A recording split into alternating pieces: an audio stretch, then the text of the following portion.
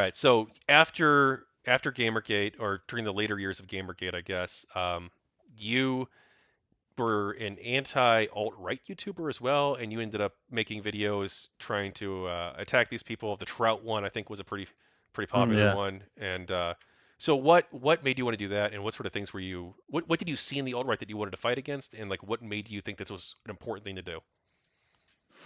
that was actually an internal division in that community at the time. Oh, in the That anti-SJW community? Yeah, I remember. I was on the yeah. Then I was on the fight them side. yeah, there were people who like Sargon and what was the name of that blonde bitch? The Canadian. I really hate her, by the way. Lauren Southern. Lauren Savin. Yeah, yeah, I really hate her. Like Lauren Savin was in particular like this is something that it's weird that people forgot that she was like the one. I think a lot of people don't notice behind the scenes in the private chats. She was the one hardest pushing for like the most deranged alt-right people you can imagine, like Jared Taylor and co. to be regular guest on Sargon's podcast and shit like that. She's insane and insufferable. Like she was really deep into like the white nationalist shit back then. And yeah, there were people like her, and then there were people like you and me, I guess, who, well, I don't know if I can speak for you on that behalf, but like I just felt really uncomfortable with all these Nazis being coming into like our community, our sphere, how popular they were becoming on YouTube. I was really uncomfortable. I didn't know. Yeah, How no, did you I feel was about it? basically the same thing. And I saw that they were engaging in like the same exact behavior that the SJWs were, just on the other side. Like, literally, Jack Posobiec, he's one of those far right grifter guys.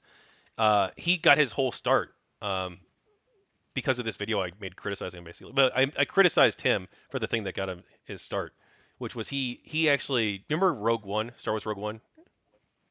I I haven't watched any of the new Star Wars movies since Okay, 2015. it's worth I'm checking out. completely But really. yeah, I would You say see? it's one of the few good Disney ones. Okay. But he basically he made his career off of this fake campaign he made called hashtag DumpStarWars, and he lied about the movie. He claimed, oh, they're putting anti-Trump scenes in the film. We need to have a conservative boycott of Star Wars. Um, I don't think it was like a successful boycott. Like Rogue One, I think was like one of the more successful. Was I think successful? I think right. And that was well liked generally. But he basically lied about the movie, and so I called him Yeah, out on that. man. And the thing that really bothers me is that I failed. Like the thing that I wanted to do is I wanted to turn sort of anti-SJW YouTube into anti-alt-right YouTube, which might have not been a good goal to have in the end because now in retrospect I think that having yourself defined by what you're against is generally a bad thing possibly. But yeah, I feel really shitty for failing at this project. It's weird because most people who I talk to do not bring this up. It's such a weird thing. They don't bring up the like the divide there, or was it like what did they not bring up? Or your The project? anti-alt-right stuff. Yeah, no, no. It's like ever since I've moved on with my channel and to different things, the people who I encounter from the cultural sphere are either people who are far left or far right. The far right ones only bring up that I made anti-alt-right videos and claim that I'm an SJW or woke person or whatever. The far left ones just and the far right ones, by the way, ignore that I used to make anti-SJW videos. The far left ones ignore that I used to make anti-alt-right videos and claim that I'm a Nazi, that I was a leading figure in the alt-right, etc., because I made anti-SJW videos. It's really weird. It's really weird. In Well, it's in in because they're retrospect, not yeah. engaging in good faith. They just yeah, or they I don't know. know, right? They only know like the negative. They saw like 5 clips of you on Twitter or on TikTok, and they're like, oh, this 50-second clip that somebody made, that's your entire personality. In retrospect, I really feel like I should have never been part of any of this at all. That I should have been started off on YouTube making the videos that I make today. That's really, that's really something I feel, man, because it was so pointless, useless. So what? So you Yeah. say that, right? So like, what specifically was pointless or useless? Like, I don't think that criticizing the far right in like 2017, 2018, 2016, whatever. I know for you it's like 2017 more. I Yeah, don't but think you're that the that's first bad. person. You're the first person to mention to me that I did that in like literally probably 2 or 3 years. Most Well, it people was a like, long time ago too. But I don't think. yeah. Yes, so I don't think you like succeeded, quote unquote. Like if you look at like the anti-SJW YouTube channels Oh no, today, like I don't it, think that. Well, they aren't like all right wing. Like there is like a diversity, I guess, of viewpoints among them, but like it does lean more right. yeah. No, it is. Yeah. I mean, the alt right didn't get away with it either. Like a few years later, they were banned and stuff, and then BreadTube came along and kicked them to the heel. I guess you could say. I just feel like looking back at that, I just wonder if I should have just walked away and not. It's a weird thing. I haven't really got my thoughts together on this yet because I'll be very frank about with you about this. Back in the day when all that happened, nobody wanted to hear my side of the story, and then I'm kind of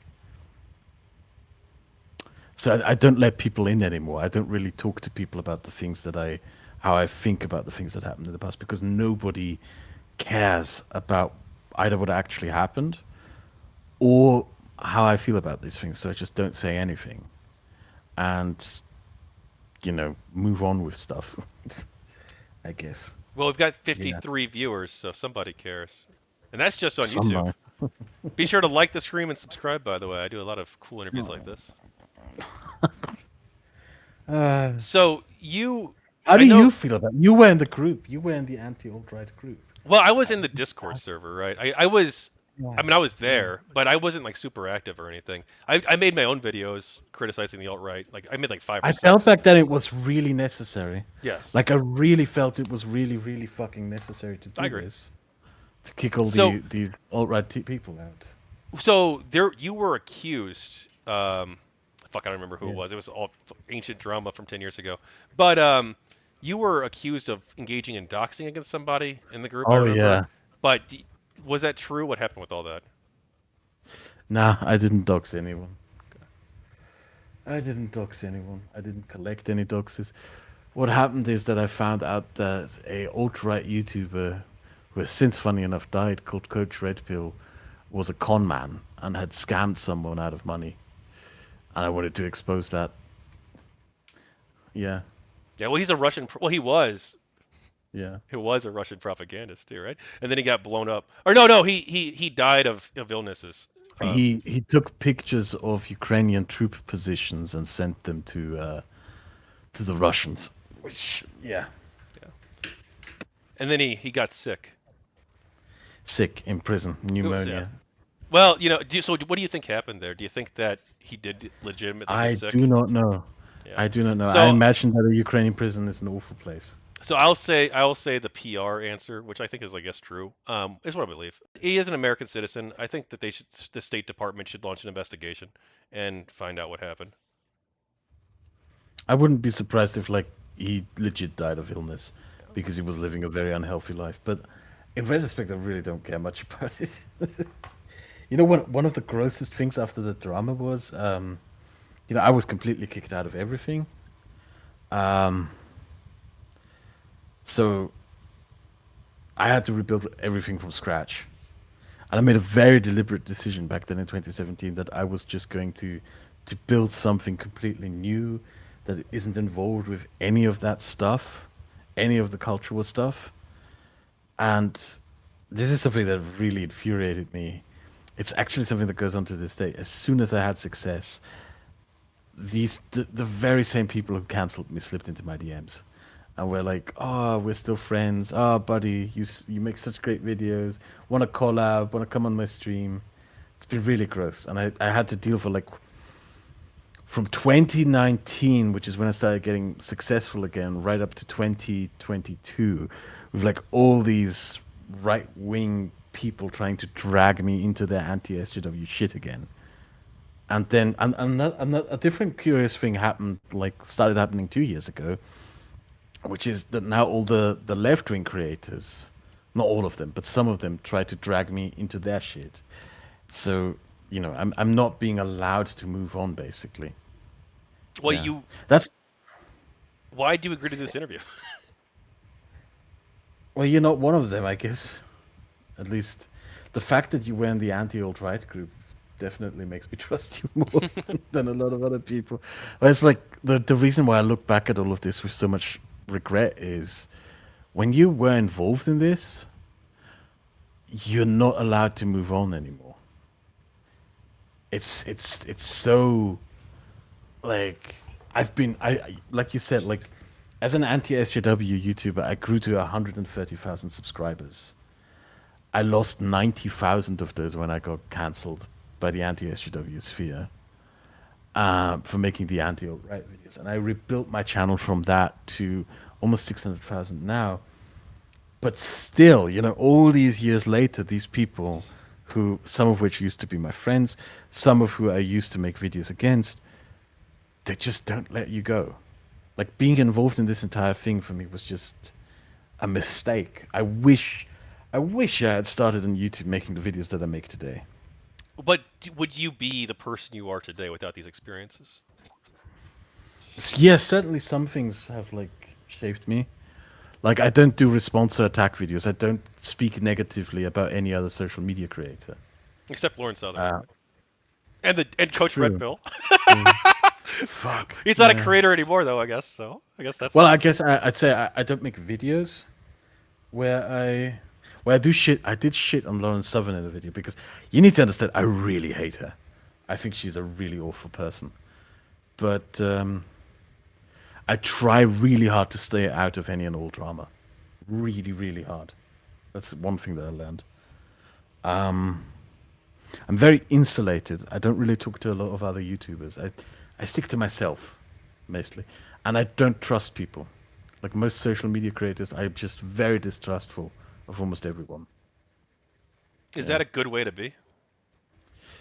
It's tough. It's harder because if you don't have people to shout you out, growing your channel is a very slow and gradual slog. You have to very slowly and meticulously build shit. I could probably be at 1 million subs already if I had just, you know, gone out there and gotten shout outs and collabs with other people. But I decided, no, I'm going to build everything I have by myself. And yeah, yeah. I mean, one thing that I'm really proud of when I look at my analytics, right? I barely have a large subscriber overlap. Like the biggest other creator with who I share large overlap is the Twitch streamer, former Twitch streamer, now YouTube streamer Destiny, with who I share. I think it's 12% of my audience. And that's my biggest overlap. Before that, when I was an anti-SJW YouTuber, almost 40% of my audience came from Sargon, right? So that's also sort of a lesson that I learned out of all of this. It's really bad to have a large audience overlap with people. It's good to just keep to build as much as you can by yourself for yourself, So at least on social media. thank you for watching another GamerGate book video segment. For 30 days, starting on December 9th, I'm running a Kickstarter campaign for this project, so please back the campaign for the people of GamerGate on Kickstarter or at gamergatebook.com. This project investigating and documenting the history of GamerGate from a variety of perspectives requires your support, and I appreciate it. Thank you.